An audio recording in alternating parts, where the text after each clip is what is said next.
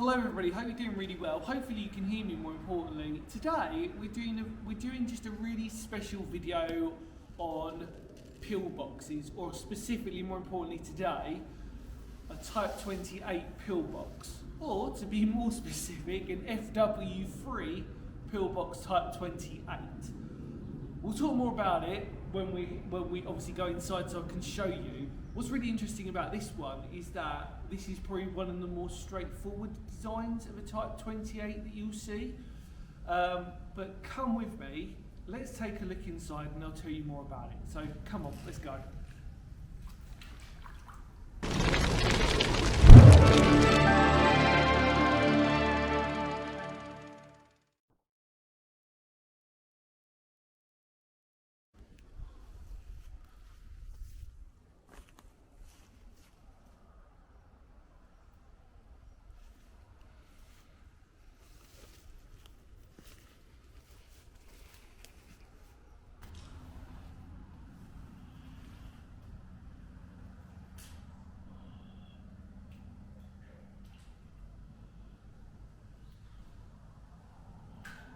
Okay everybody, so welcome back. We're in it. Obviously it makes it sound like it's a big deal, really isn't.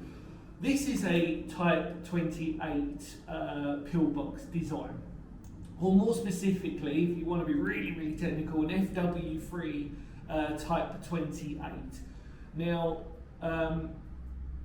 FW meant Fortress Works, or Fortress Works 3, actually, the number 3, was part of the War Office, and they were really responsible in layman's terms. I know some of you World War II history buffs are going to kill me for this. I'm trying to make it really simple for people, but FW basically stood for Fortress Works.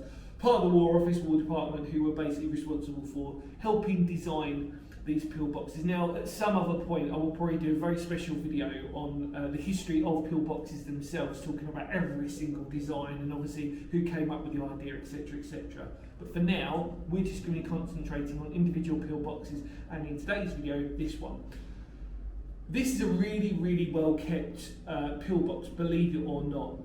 And it was also noted that this one had been basically cleaned out, cleared out, cleaned out, so obviously we can see in its beautiful state that it's in now.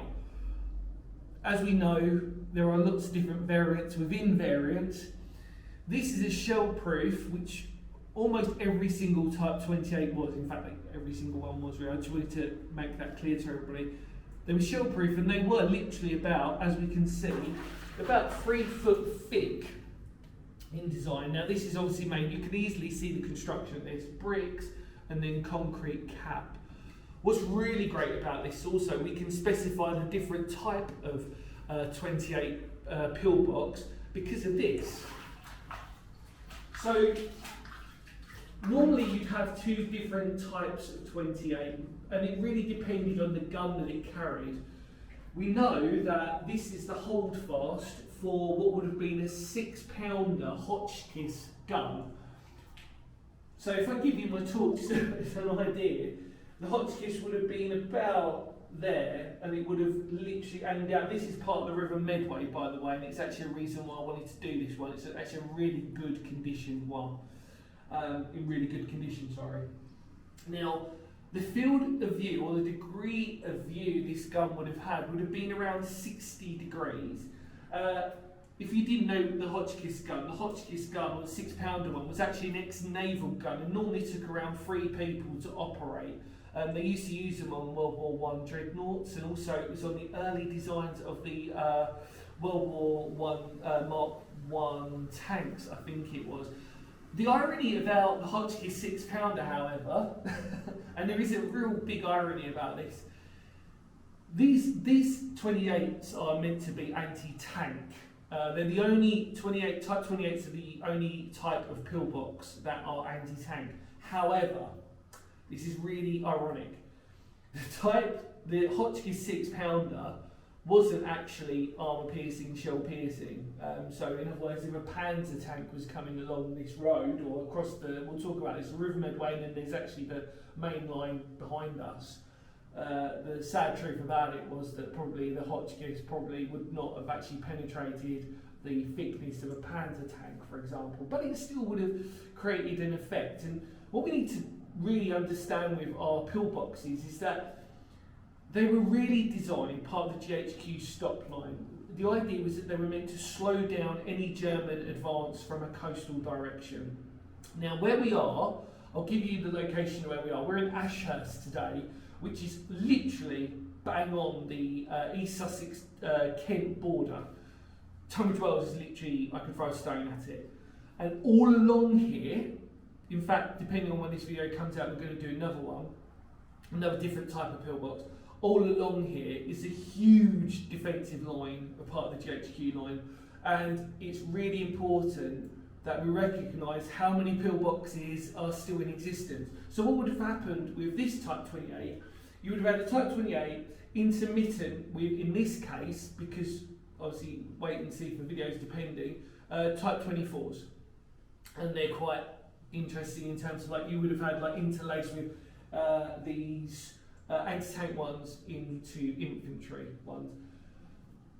The other interesting point to note is this is a one-roomed Type 28. There are different versions of this where sometimes you would also have a you'd have slots based on the rear or on the sides, and the idea with that was to stop any flanking movement. However, we know that because the River Medway is literally there, we know that really they pretty much would have assumed when they were building this that the flanking positions might have been slightly more different. Actually, in fact, if you look at other pillboxes along this stretch, I'm not joking, within about probably half an hour walk, you'd encounter at least 10 to 12 pillboxes.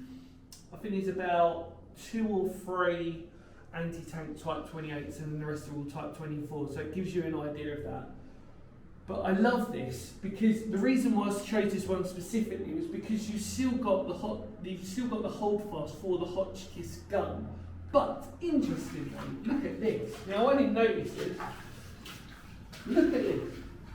If you can come a bit closer, I don't know if you can see it. Can you see the number 4? If I show you that. There we go. And now that looks like there's the other part of that that's there, and it's going down. Now that looks like A to me. Now that is incredible. That is the number designated to this pillbox, and every pillbox would have had a number given to it, which obviously is great because obviously if you're in a command position, you'd basically say, right, A4 under attack, etc., etc. And it gives you that number. They're very rare because, as you can see, they disappear.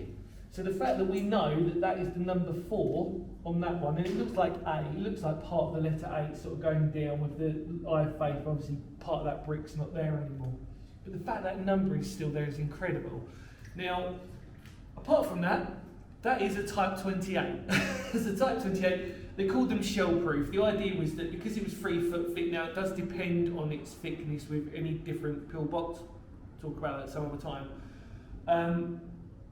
Really, this was meant to, in theory, hold between an 8 and a 10-man crew, depending.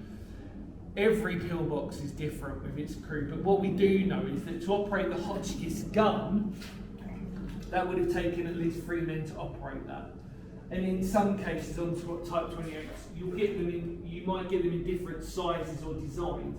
What's also really interesting to note is that they are based on location. So this is actually what we would refer to as a Sussex type. And you'll find that with every different variation. And that's really to do with the locality and the geology, more importantly. But how incredible is that? The train line, Ashurst train line, is literally in front of us, and before it is the River Medway. So the idea was it was aiming towards the railway tracks, and obviously aiming towards helping defend the River Medway. So they were aware that if there was an invasion, it would have been coming this direction. And obviously this is the entrance. Obviously we would have had ammunition stored on the side, and that's pretty much it. Amazing, isn't it? What I want to do now, hopefully I've literally bombarded you with a lot of information, so I do apologise, but like I said, this is a very special look at a Type 28. Let's take a look outside so I can show you, and yeah, that'll be pretty much it. Come on.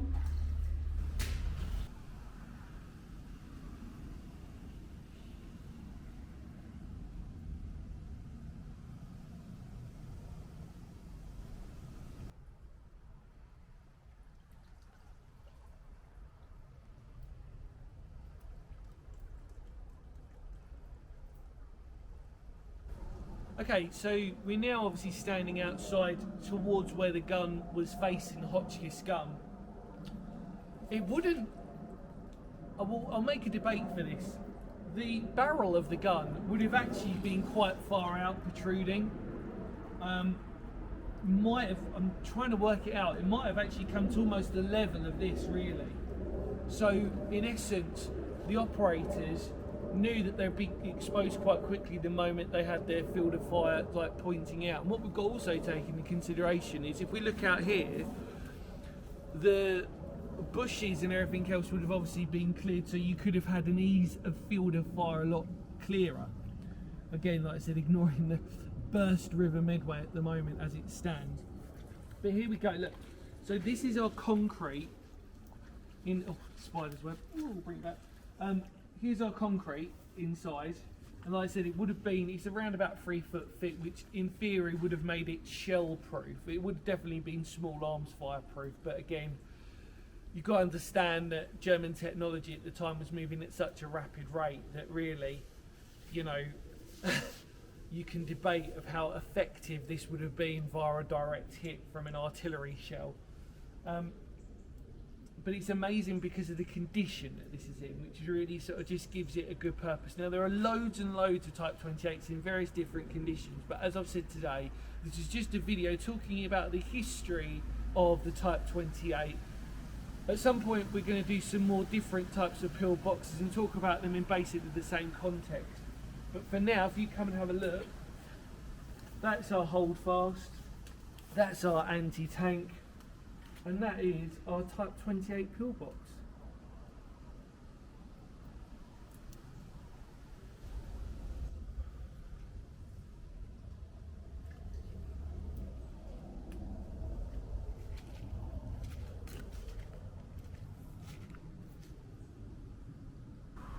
Well everybody, thank you so much for watching that, and hopefully you enjoyed it and learned a little bit more about Type 28 pillboxes.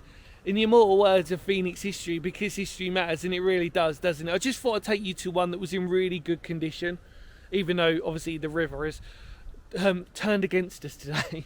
Thank you so much. Feel free to spread the word of the channel. Much love to all of you out there, and of course I will see y'all very soon. Ready?